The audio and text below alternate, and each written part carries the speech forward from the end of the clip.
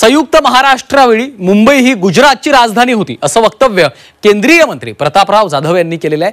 प्रतापराव जाधव यांच्या या विधानावर विरोधकांनी जोरदार हल्लाबोल केलेला आहे। कुणाच्या तरी लाटेत निवडून आलेल्या खासदाराला महाराष्ट्राचा इतिहासच माहित नसल्याचा टोला विरोधकांनी लगावलेला आहे। तर मुंबई ही गुजरातची राजधानी होती असा जावई शोध केंद्रीय राज्यमंत्री प्रतापराव जाधव यांनी लावलेला आहे।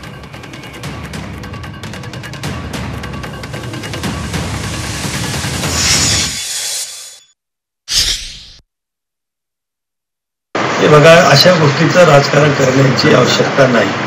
गुजरात हा सुद्धा आमच्या भारतातला आमच्या शेजारी असणारा आणि विशेष म्हणजे संयुक्त महाराष्ट्र ज्यावेळेस होता पूर्वीचा, त्यामुळे गुजरात महाराष्ट्र आपण एकंदर होतो। मुंबईच त्यांची सुद्धा राजधानी होती। संयुक्त महाराष्ट्र ज्यावेळेस होता पूर्वीचा, त्यामुळे गुजरात महाराष्ट्र आपण एकंदर होतो। मुंबईच त्यांची सुद्धा राजधानी होती। संयुक्त महाराष्ट्र ज्यावेळेस होता पूर्वीचा, त्यामुळे गुजरात महाराष्ट्र आपण एकंदर होतो। मुंबईच त्यांची सुद्धा राजधानी होती।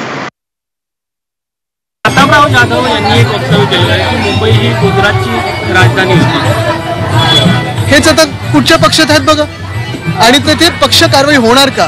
पण दुसरं म्हणजे आता त्यांचे नेते आपण पाहताय जे गद्दार गँगचे आहेत, ते जय गुजरात पुण्यामध्ये म्हटलं, म्हणजे कुठे काय चाललंय? कोणाच्या तरी लाटेमध्ये किंवा EVMच्या मदतीने निवडून आलेल्या खासदारांना, आमदारांना महाराष्ट्राचा इतिहासच माहीत नाही।